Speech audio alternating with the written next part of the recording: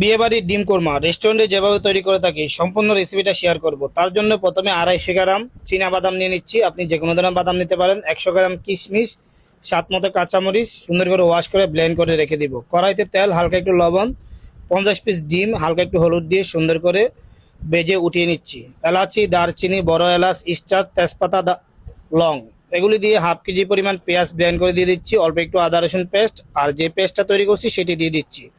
এখন এগুলি 10 মিনিট বোনা করে নিচ্ছি।